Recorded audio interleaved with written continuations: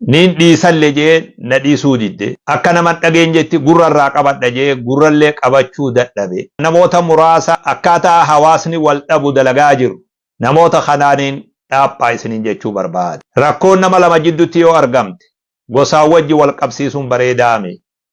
namni rakkoon irra dhufte nu yaachisa nutti dhagayama lubbuudhaame zaahiruma kanaa rakkoo yoo irra dhufte tama wal bira dhaabbannee wal gargaaraa turre tana rakkoo nama ufii namni fudhatu hin jiru lubbuu namaa tabaate namni isii qeebalu hin jiru namni lubbuu namaa tabaate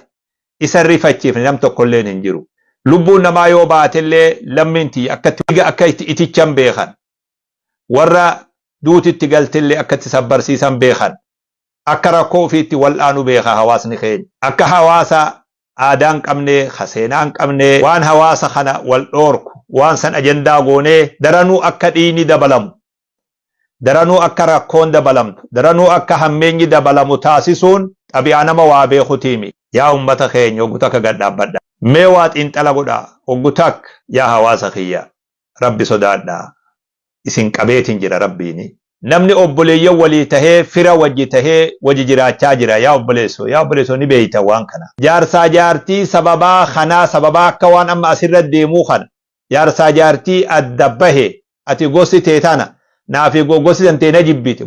namoota sababaa kanaa jaarsaa jaartii adda bahe ijatiyyaan arge jaarsan duuba sababaa waan nuti akka nuti amma haasoynuu kanaatiif biyya sanillee himuun fedhu adda bahan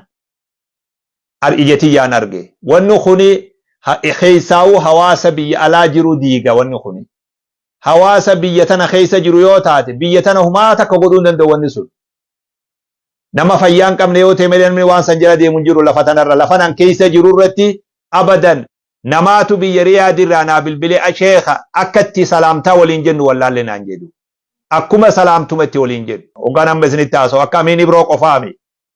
akka ulamaa'ii Itoophiyaatti isinitti haasawa naa dhaabbadhaa ijoollee tiyya walii kufaa walii oggolaa humaa takka wanni sirraa badu hin jiru tanaa jecha wanni kuftulleen hin jirtu lammii teetii jecha nagaya ummata keetiitii jecha qabsoon amma oofaa jirru tun haa dhaabbattu nama dhiin isaa bade yoo jiraate ka dhiin isaa bade akkan dhaga'utti namoota kanas gumaa kafalee lammiin akka ufitti haa wal'aannantu haa madaa walii fayyiftu madaa dabalaan deemnu wal dhaba dabalaan deemnu wal dhaba nama tokko nama lama jidduu ka gosaan goonu wal dhaba nama tokko jidduu ka kutaan goonu an abaluu fi abalu jee maqaa keessanillee lakkaa'uun fedhu hundi ilmaan keenya yaa bo rabbi jaa rabbi sodaadhaa ijoollee rabbuma isin uume sodaadhaa islaama isin yaa ijoollee waan aadaa fi amantii keessalleen jirreetu nu harkaanu qaba rakkoo hamtuu tana hawaasa keenyarraa haa dhaabnu nagaya haa buufnu tola haa labsinu araara haa labsinu ummanni miskiin kun nagayaan haa dalagatu haa wal gargaaru haa wajji jiraatu ummata akka garaa walittiin booreysine ummata akka qalbii walittiin booreysine ummata akka duydaa garaan goone rakkoo jirtu hawaasni kiyya haa wal'aanatu yoo lafa tana jiraatte lafarratti haa wal'aanani yoo qilleensarra jiraatte isinummaanuu wal'aana lammiin tiyya rakkoo furachuu hin dadhabne akka nama rakkoo furachuu dadhabee akka nama wal dhabee akka nama waliin qabne akka nama deegetti dubbii hiyyeessaa taate wanni garaana nyaatu ni beeyta akka nama tokkotti dubbiin hawaasa keenya dubbii hiyyeessaa taate dubbii hiyyeessaa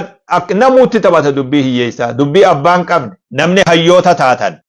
namni waa beeytan dhiiras ta'ee dubartiin dhaamsa kiyya kun namni waa beeytu usteen taa'in dargaggeessas ta'ee shamarranis ta'ee abbootas ta'ee sheekotas ta'ee rakkoo tana dhaamsuudhaaf tattaaffii taasisa dhaabaa waan hawaasa jidduu deemu kana dura dhaabbadhaa gorsaa sirreessaa dhaamsi kiyya isin bira gahee natti fakkaata baga nagayaan jiraattan isiniin jaa